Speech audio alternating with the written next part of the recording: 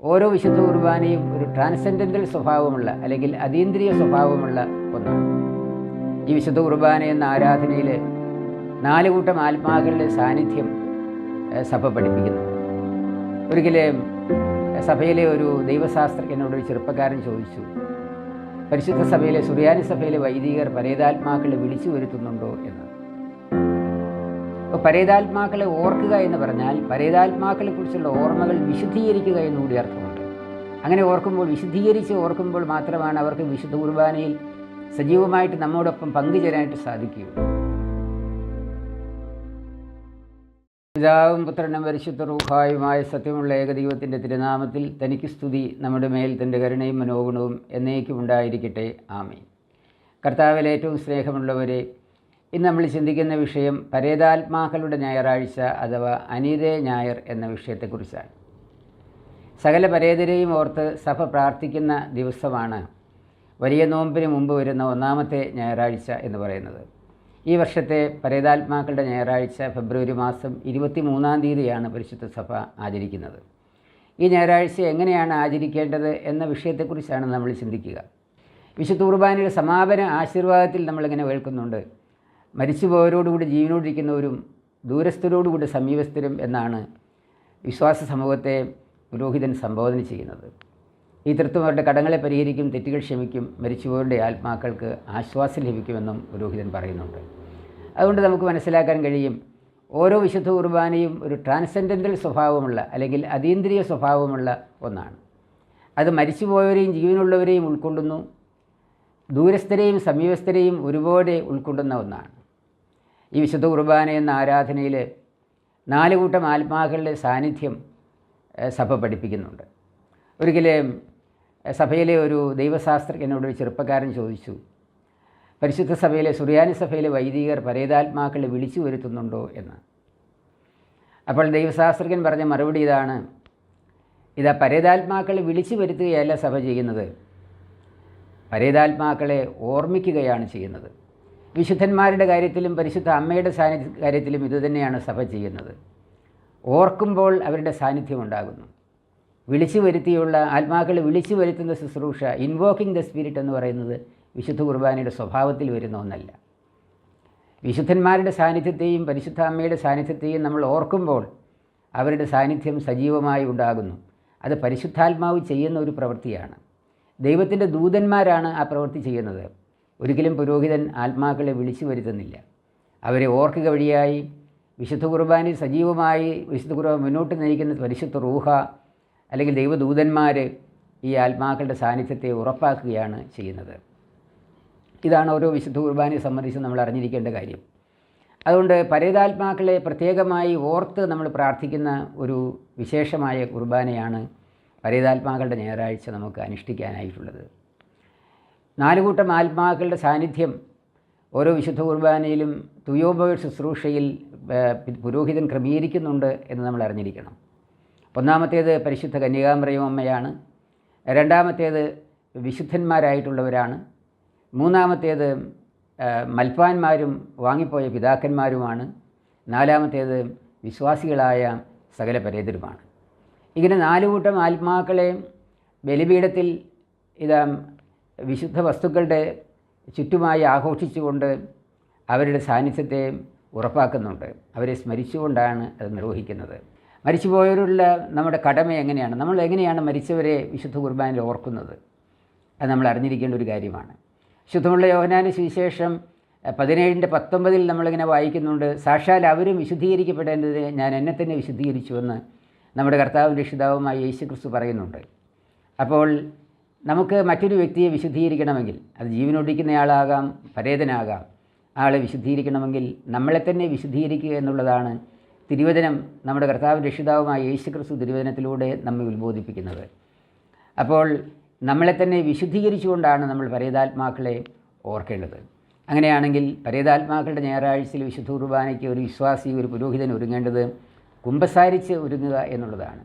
ആ കുമ്പസാരത്തിൽ പരേതരോടുള്ള ബന്ധത്തിൽ നമുക്ക് വന്നുപോയിട്ടുള്ള വീഴ്ചകൾ, അവരെ സംബന്ധിക്കുന്ന ഓർമ്മകൾ നമ്മളെ അലട്ടുന്നുണ്ടെങ്കിൽ, ഏതെങ്കിലും തരത്തിലുള്ള കൈപ്പേറിയ ഓർമ്മകൾ അവരുമായിട്ട് നമ്മുടെ മനസ്സിൽ ഇപ്പോഴും തങ്ങി നിൽക്കുന്നുണ്ടെങ്കിൽ തീർച്ചയായിട്ടും അതെല്ലാം ഒരു കുമ്പസാരത്തിൽ ഏറ്റുപറഞ്ഞ് പാപമോചനം പ്രാപിക്കുകയും ആ ആത്മാക്കൾക്ക് ആശ്വാസം പകരാനായിട്ട് അതുവഴി നമുക്ക് സാധിക്കുകയും ചെയ്യും. അപ്പോൾ പരേതാത്മാക്കളെ ഓർക്കുക എന്ന് പറഞ്ഞാൽ പരേതാത്മാക്കളെക്കുറിച്ചുള്ള ഓർമ്മകൾ വിശുദ്ധീകരിക്കുക എന്നുകൂടി അർത്ഥമുണ്ട്. അങ്ങനെ ഓർക്കുമ്പോൾ, വിശുദ്ധീകരിച്ച് ഓർക്കുമ്പോൾ മാത്രമാണ് അവർക്ക് വിശുദ്ധ കുർബാനയിൽ സജീവമായിട്ട് നമ്മോടൊപ്പം പങ്കുചേരാനായിട്ട് സാധിക്കുകയുള്ളൂ.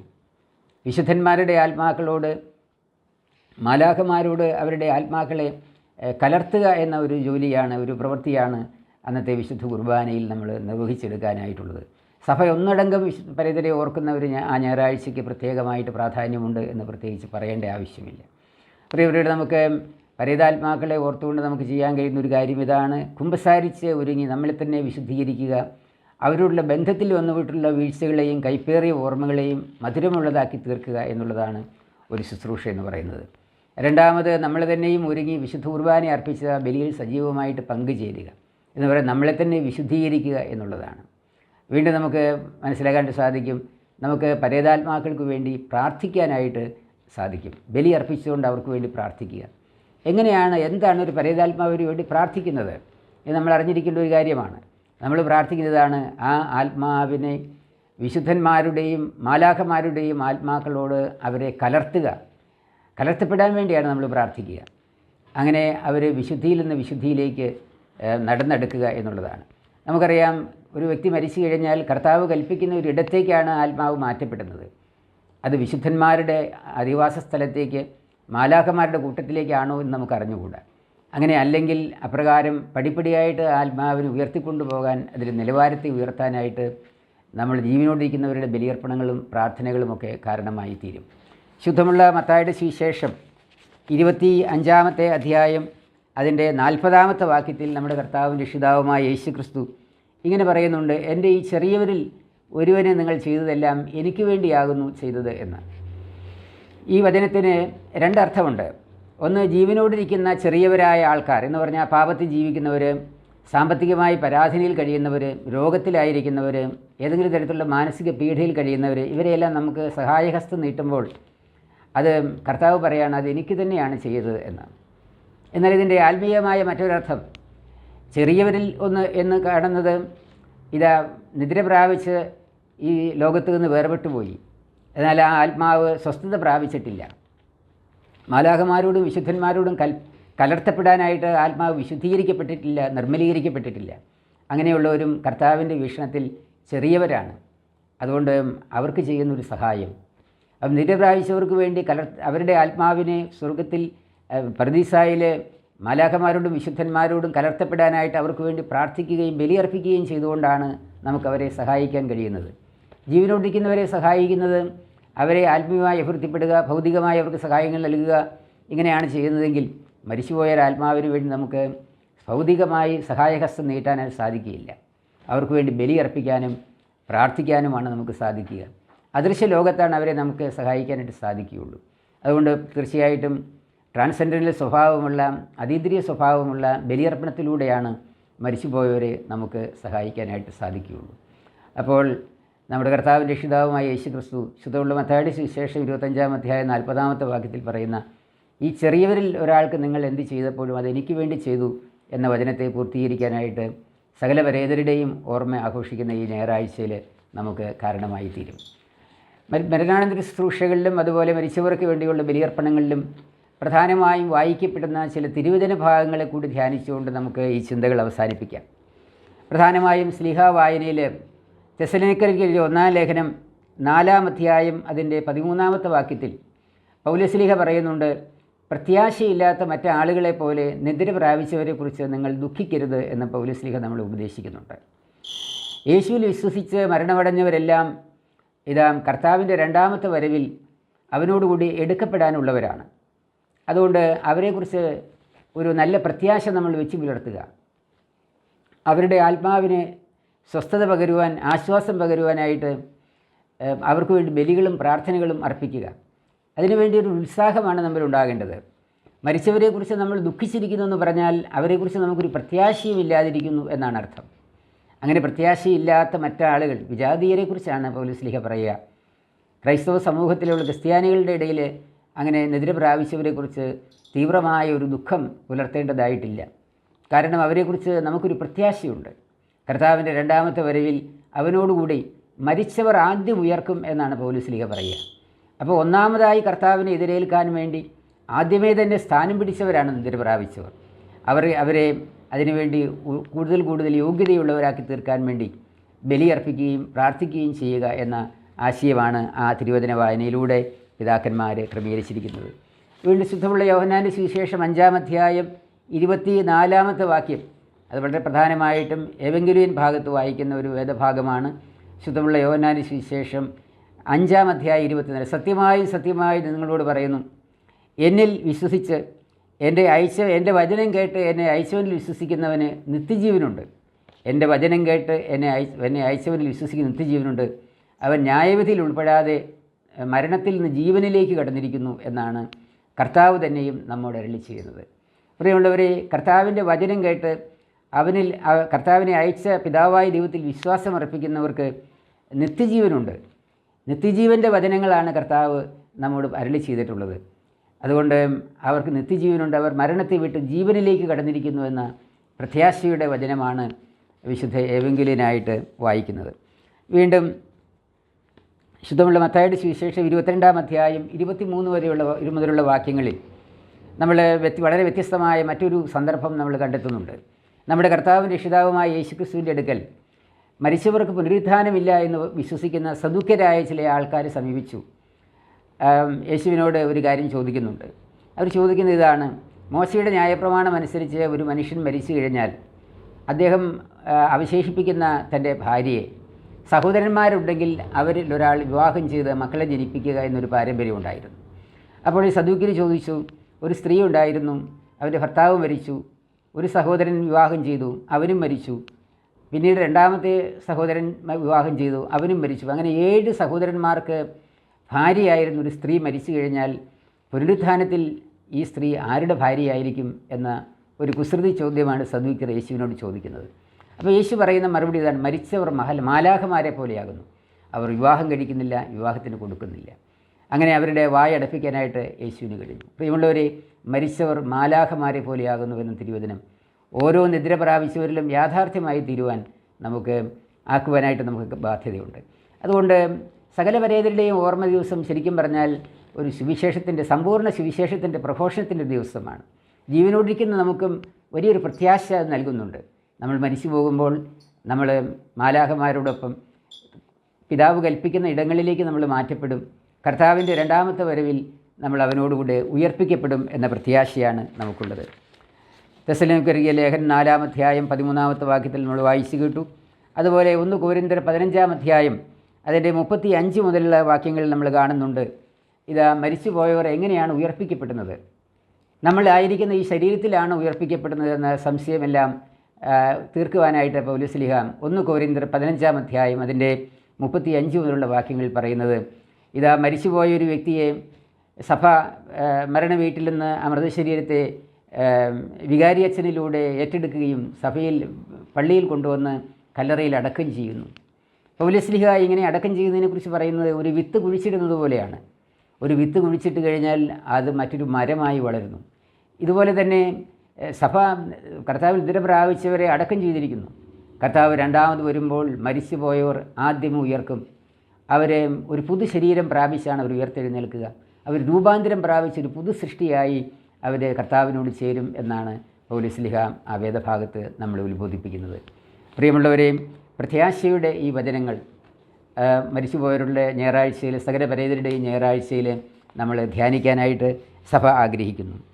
വീണ്ടും 1 കൊരിന്ത്യർ 15-ന്റെ 51 നമ്മൾ വായിക്കുന്നുണ്ട്: ഒരു രഹസ്യം ഞാൻ നിങ്ങളോട് പറയുന്നു, നാം എല്ലാവരും നിദ്ര പ്രാപിക്കുകയില്ല. അവസാന കാഹളം ഊതുമ്പോൾ കണ്ണുമയ്ക്കുന്ന അത്ര പെട്ടെന്ന് നാം എല്ലാവരും രൂപാന്തരപ്പെടും. മരിച്ചവർ അക്ഷയരായി ഉയർത്തെഴുന്നേൽക്കും, നാം രൂപാന്തരം പ്രാപിക്കുകയും ചെയ്യുമെന്ന് പൗലോസ്ലീഹ പറയുകയാണ്. വീണ്ടും 1 കൊരിന്ത്യർ 15-ന്റെ 55 പൗലോസ്ലീഹ ചോദിക്കുകയാണ്: മരണമേ നിൻ്റെ മുള്ള് എവിടെ? പാതാളമേ നിൻ്റെ ജയം എവിടെ? എന്ന്. സകല പരേതരുടെയും ഞായറാഴ്ച ഓരോ വിശ്വാസിക്കും ചോദിക്കാനുള്ളൊരു ചോദ്യം ഇതാണ്, അല്ലെങ്കിൽ സഭ ലോകത്തോട് വിളിച്ചു പറയുന്ന ഒരു കാര്യം ഇതാണ്: മരണമേ നിൻ്റെ മുള്ള് എവിടെ? പാതാളമേ നിൻ്റെ ജയം എവിടെ? നമ്മുടെ കർത്താവ് രക്ഷിതാവുമായ യേശുക്രിസ്തുവിൻ്റെ രണ്ടാമത്തെ വരവിൽ നമുക്കൊരുമിച്ച് അവരെ കാണുവാനായി, കർത്താവിനെ കണ്ടെത്തി എതിരേൽപ്പിന് പുറപ്പെടുവാനായിട്ട് കാഹളം ഊതുമ്പോൾ കണ്ണുമയ്ക്കുന്ന വേഗത്തിൽ രൂപാന്തരം പ്രാപിച്ച് ഉയർത്തെഴുന്നേൽക്കാനായിട്ടുള്ളവരാണ് നിദ്ര പ്രാപിച്ചവർ. കർത്താവ് രണ്ടാമത് വരുമ്പോൾ നമ്മൾ ജീവനോടിരിക്കുന്നുവെങ്കിൽ നമ്മൾ അറിയുക, നമ്മളല്ല ആദ്യം അവരെ കർത്താവിനെ എതിരേൽപ്പാനായിട്ട് പോകുന്നത്. കാഹളമൂതുമ്പോൾ മരിച്ചവർ കർത്താവിന് നിദ്ര പ്രാപിച്ചവർ ഉയർത്തെഴുന്നേറ്റ് കർത്താവിനെ എതിരേൽപ്പാനായിട്ട് വാനമേഘങ്ങൾ എടുക്കപ്പെടും. അതിനുശേഷമാണ് ജീവനോടിരിക്കുന്നവർ രൂപാന്തരം പ്രാപിച്ച് കർത്താവിലേക്ക് എടുക്കപ്പെടുന്നത്. അപ്പോൾ മുന്നമേ കർത്താവിനെ എതിരേൽക്കാൻ വേണ്ടി കർത്താവ് കൽപ്പിക്കുന്ന ഇടങ്ങളിൽ വിശ്രമിക്കുന്ന പരേതാത്മാക്കളെ ഓർത്ത് പ്രാർത്ഥിക്കുന്ന ഈ ഞായറാഴ്ച സഭയുടെ ഏറ്റവും പ്രധാനപ്പെട്ട പെരുന്നാളുകളിൽ ഒന്നായിട്ടാണ് സഭ ആഘോഷിക്കുന്നത്. വലിയ നോമ്പിന് മുമ്പുള്ള ഒന്നാമത്തെ ഞായറാഴ്ചയാണ് പരേതാത്മാക്കളുടെ ഞായറാഴ്ചയായിട്ട് സഭ ആഘോഷിക്കുന്നത് നമുക്കറിയാം. അതുകൊണ്ട് ഈ ഞായറാഴ്ചയുടെ പ്രാർത്ഥനകൾ, കുർബാനകൾ ആ ഞായറാഴ്ച കൊണ്ട് അവസാനിക്കുന്ന ഒന്നല്ല. സത്യത്തിൽ ഇത് നോമ്പിന് വേണ്ടിയുള്ള ഒരുക്കമാണ്. പരിശുദ്ധ വലിയ നോമ്പ് പ്രധാനമായും മരിച്ചവരെ ഓർത്ത് പ്രാർത്ഥിക്കുന്ന ഒരു ദിനങ്ങളാണ്. അതുകൊണ്ടാണ് വലിയ നോമ്പിന് മുമ്പുള്ള 2 ഞായറാഴ്ചകൾ, ഒന്ന് സകല പരേതരെയും, രണ്ടാമത്തെ ഞായറാഴ്ച പട്ടക്കാരായ സകല പരേതരെയും ഓർത്തുകൊണ്ടുള്ള പ്രാർത്ഥനകളും കുർബാനകളും എല്ലാം നടത്തുന്നത് നോമ്പിൻ്റെ ദിനങ്ങളിൽ പ്രത്യേകമായിട്ടും മരിച്ചവർക്ക് വേണ്ടി, മരിച്ചുപോയ വിശ്വാസികൾക്ക് വേണ്ടിയും മരിച്ചുപോയ അഭിഷിക്തർക്ക് വേണ്ടിയും പ്രത്യേകമായിട്ട് സഭ ഒന്നടങ്കം പ്രാർത്ഥിക്കുന്നതിൻ്റെ, പരിഹാരങ്ങൾ ചെയ്യുന്നതിൻ്റെ, ഈ നോമ്പ് നമ്മൾ അനുഷ്ഠിക്കുന്ന പരിഹാരങ്ങൾ മരിച്ചവർക്ക് വേണ്ടി കൂടി ആയിത്തീരുവാനായിട്ട് സഭ ആഗ്രഹിക്കുന്നതിൻ്റെ ഒരു പ്രതീകം കൂടിയാണ്. പ്രിയമുള്ളവരെ, ഈ വർഷത്തെ മരിച്ചവർക്ക് വേണ്ടിയുള്ള ഞായറാഴ്ച സമുചിതമായി ആഘോഷിക്കാൻ നമുക്കെല്ലാവർക്കും ദൈവം ഭാഗ്യം തരട്ടെ എന്ന് പ്രാർത്ഥിക്കുന്നു. നമുക്കൊരു നിമിഷം ഇങ്ങനെ പ്രാർത്ഥിക്കാം. നല്ലവനും കാരുണ്യവാനുമായ ദൈവം, ഞങ്ങൾക്ക് വേണ്ടി അവിടുന്ന് പാടുവീടുകളേറ്റ് ക്രൂശിൽ മരിച്ചു, ബലിയായി തീർന്നു, അവിടുന്ന് ഉയർത്തെഴുന്നേറ്റു, പിതാവിൻ്റെ വലത്തുഭാഗത്തിരുന്ന് ഞങ്ങൾക്ക് വേണ്ടി മാധ്യസ്ഥം പ്രാർത്ഥിക്കുന്നു. കർത്താവെ, അവിടുന്ന് എന്തിനു വേണ്ടിയാണ് ഈ പാടുവീടുകൾ ഏറ്റത്? പൗലോസ് പറയുന്നുണ്ടല്ലോ, കർത്താവിൽ വിശ്വസിക്കുന്നത് ഈ ലോകത്തിലെ ജീവിതത്തിന് വേണ്ടി മാത്രമാണെങ്കിൽ നമ്മൾ ഏറ്റവും അരിഷ്ടൻ മനുഷ്യരാകുന്നുവെന്ന്. പ്രിയ കർത്താവെ, ഞങ്ങൾ ഓരോരുത്തരും ഈ ലോകത്തിന് വേണ്ടി കർത്താവിനെ സ്വീകരിക്കുന്നവരോ കർത്താവിന് ബലിയർപ്പിക്കുന്നവരോ ആയി തീരാതെ അവിടുന്ന് പുണ്യം പ്രയം വെച്ചതുപോലെ നിത്യജീവനിലേക്ക് ഞങ്ങളെ ആദായപ്പെടുത്തുവാനായിട്ടാണല്ലോ അവിടുന്ന് ക്രൂശിൽ ബലിയായി തീർന്നത്. ഈ വലിയ സത്യത്തെ സ്വന്തം ജീവിതത്തിൽ അനുഭവിക്കുവാനും മറ്റുള്ളവരോട് പ്രഘോഷിക്കുവാനും ലോകമെമ്പാടുമുള്ള ജനങ്ങളോട് സുവിശേഷത്തിൻ്റെ സന്ദേശത്തെ, സന്തോഷത്തെ പകർന്നു കൊടുക്കുവാനും ഞങ്ങളെ ഓരോരുത്തരെയും ശക്തീകരിക്കണമെന്ന് പ്രാർത്ഥിക്കുന്നു. കടന്നു വരുന്ന വലിയ നോമ്പിൽ പ്രായശ്ചിത്തങ്ങളും പരിഹാരങ്ങളും അനുഷ്ഠിച്ചുകൊണ്ട് പുതുസൃഷ്ടിയായി തീരുവാൻ, വീണ്ടും വീണ്ടും കർത്താവിലേക്ക് അടുത്തു വരുവാൻ, അവിടുന്ന് ഞങ്ങളെ പരിമേൽപ്പിച്ചിരിക്കുന്ന ദൗത്യം പൂർത്തിയാക്കുവാനായിട്ട് ഞങ്ങളെ ഓരോരുത്തരെയും ഉപകരണങ്ങളാക്കി മാറ്റണമെന്ന് പ്രാർത്ഥിക്കുന്നു. സകല മരിച്ചുപോയവരെയും ഓർത്ത് ഞങ്ങൾ പ്രാർത്ഥിക്കുന്നു. അവർക്കെല്ലാം കർത്താവ് രണ്ടാമത്തെ വരവിൽ ഒരുമിച്ച് കാണുവാൻ തക്ക വിധം അവിടുന്ന് ഭാഗ്യം കൊടുക്കണമേ. മാലാഖമാരോടും വിശുദ്ധന്മാരോടും കലർത്തപ്പെടട്ടെ. പരിശുദ്ധ സഭയിൽ നിന്ന് വാങ്ങിപ്പോയ ശ്രേഷ്ഠ കാതോലിക്ക ബസേലിയോസ് തോമസ് ഫ്രദോൻ ബാവായെ പ്രത്യേകമായിട്ട് ഈ അവസരത്തിൽ അനുസ്മരിക്കുന്നു, ഓർത്ത് പ്രാർത്ഥിക്കുന്നു. മാലാഖമാരുടെയും വിശുദ്ധന്മാരുടെയും ആത്മാക്കളോട് ആ പുണ്യപിതാവിൻ്റെ ആത്മാവിനെ കലർത്തപ്പെടുവാൻ വേണ്ടി ഞങ്ങൾ പ്രാർത്ഥിക്കുന്നു. പിതാവിൻ്റെയും പുത്രൻ്റെയും പരിശുദ്ധ റൂഹായുടെയും നാമത്തിൽ തന്നെ ആമേൻ.